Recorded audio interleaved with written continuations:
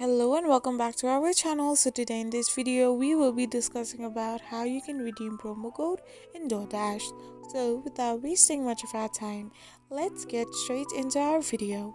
So first of all, open a web browser of your preference and type in the URL www.doordash.com. Once you do this, you will end up in the official website of DoorDash, where all you need to do now is simply select any of the items and menus that you want to order from.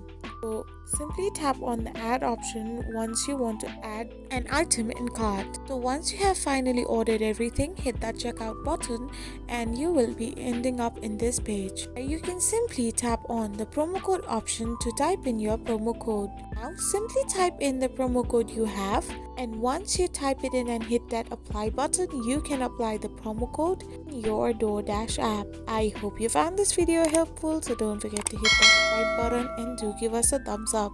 We will be back again with these informative videos.